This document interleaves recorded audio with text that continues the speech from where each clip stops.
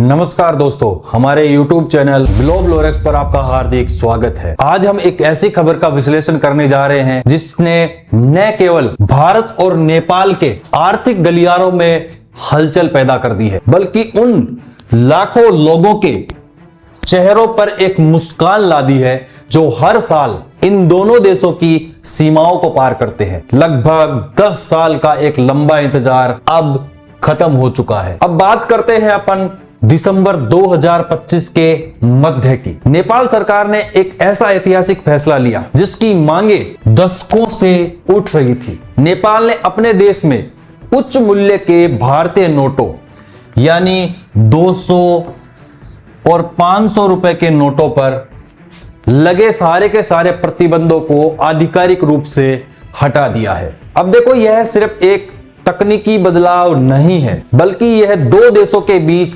विश्वास की पुनर्स्थापना है और आर्थिक संबंधों को एक नई ऊंचाई पर ले जाने वाला कदम है। आज के इस वीडियो में हम गहराई से समझेंगे कि आखिर यह प्रतिबंध क्यों लगा था और इसे हटाने की जरूरत क्यों पड़ी और आने वाले समय में इसका असर आम आदमी से लेकर दोनों देशों की जीडीपी पर क्या प्रभाव डालेगा। इस कहानी को समझने के लिए हमें थोड़ा पीछे मुड़कर 2016 की उन यादों को ताजा करना होगा जब भारत सरकार ने नोटबंदी की थी। उस समय 500 और 1000 के पुराने नोटों को चलन से बाहर कर दिया गया था। भारत में तो देखो इनका असर बहुत ज्यादा हुआ ही था, लेकिन नेपाल की जो अर्थव्यवस्था थी इस पर भी इसका बहुत प्रभाव पड़ा। लेकिन नेपाल की अर्थव्यवस्था पर इसका जो प्रभाव पड़ा उसकी कल्पना करना भी मुश्किल है। नेपाल में भारतीय मुद्रा बड़े पैमाने पर इस्तेमाल होती है, इसलिए वहां की सरकार घबरा गई थी और उन्होंने भी 100 रुपए के ऊपर के सभी भारतीय नोटों यानी 200, 500 और 2000 पर रोक लगा दी थी। इसके बाद से पिछले कई सालों तक नेपाल जाने वाले किसी भी भारतीय पर्यटक या वहां काम करने वाले नेपाली मजदूर के लिए 500 और 1000 रुपए के नोट ले जाने के आरोप में कई नेपाली नागरिकों को जेल भी भेजा जा चुका है। इस प्रतिबंध से न केवल आम जनता को परेशान किया, बल्कि सीमा पार होने वाले छोटे और मध्यम स्तर के व्यापार को भी बुरी तरह प्रभावित किया। इसी दिशा में काम करते हुए 28 नवंबर 2025 को आरबीआई ने एक महत्वपूर्ण अधिसूचना जारी की। इस अधिसूचना से भारत से नेपाल और भूटान जाने वाले यात्रियों के लिए मुद्रा संबंधी नियमों में ढील दी गई और आरबीआई के इस सकारात्मक रुख को देखते हुए नेपाल के प्रधानमंत्री और उनकी कैबिनेट ने 15 दिसंबर को एक आधिकारिक बयान के अनुसार नेपाल ने हिमालयी देश में उच्च मूल्य वर्ग की भारतीय मुद्रा ले जाने पर लगे प्रतिबंधों में ढील दे दी है, जिससे 1 दशक लंबा प्रतिबंध समाप्त हो गया है।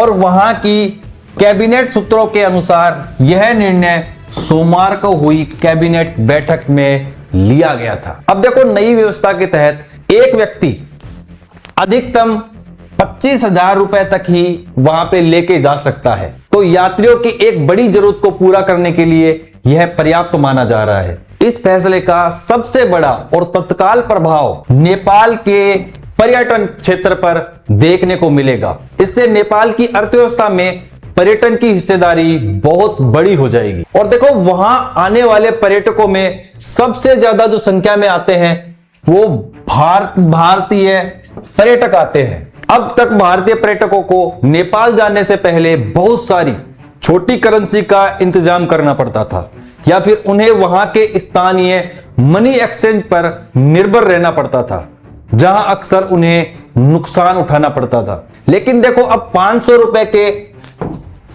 नोट चलने से पर्यटन के लिए होटल बिलिंग, शॉपिंग और यात्रा पर जो खर्चा होता था उसका भुगतान करना बेहद आसान हो जाएगा।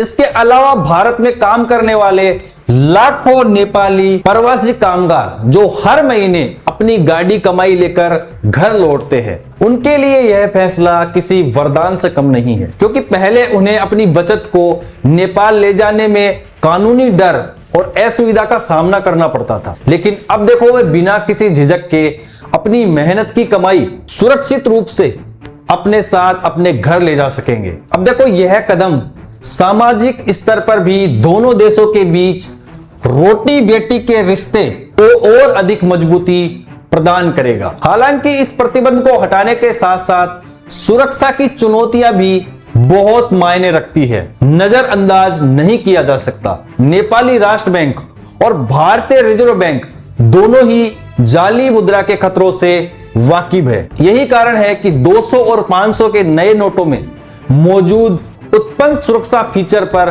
भरोसा जताया गया है। और देखो भविष्य में हमें यह भी देखने को मिलेगा कि नगद के इस आसान प्रवाह के साथ डिजिटल भुगतान की दिशा में भी एक बड़ी प्रगति होगी।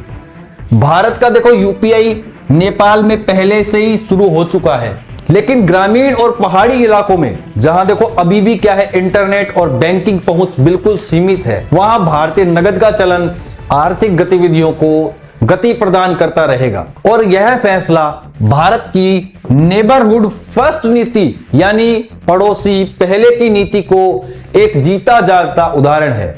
यहां देखो भारत अपने पड़ोसियों की आर्थिक स्थिरता और सुविधाओं को प्राथमिकता दे रहा है। आने वाले महीनों में हम देखेंगे कि कैसे नेपाल के बाजार में भारतीय मुद्रा की तरलता बढ़ेगी और इससे सीमावर्ती क्षेत्रों के स्थानीय व्यापार में एक नई जान आएगी।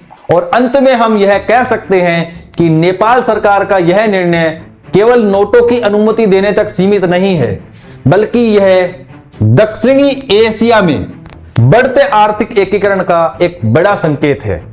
अब देखो 25,000 की सीमा के साथ उच्च मूल्य के नोटों की वापसी ने एक दशक पुराने गतिरोध को खत्म कर दिया है। इससे न केवल व्यापारिक सुगमता बढ़ेगी, बल्कि आम नागरिक की यात्रा और जीवन भी सरल होगा। अब देखो यह देखना भी सुखद है कि तकनीक और सुरक्षा के इस दौर में दो मित्र राष्ट्र अपनी समस्याओं को बातचीत के जरिए सुलझाकर अपने नागरिकों के हित में काम कर रहे हैं। निश्चित रूप से यह कदम भारत और नेपाल के संबंधों में एक नए समृद्ध अध्याय की शुरुआत है। बाकी आप क्या सोचते हो इसके बारे में? अपनी राय कमेंट में हमको जरूर बताएं। बहुत बहुत धन्यवाद।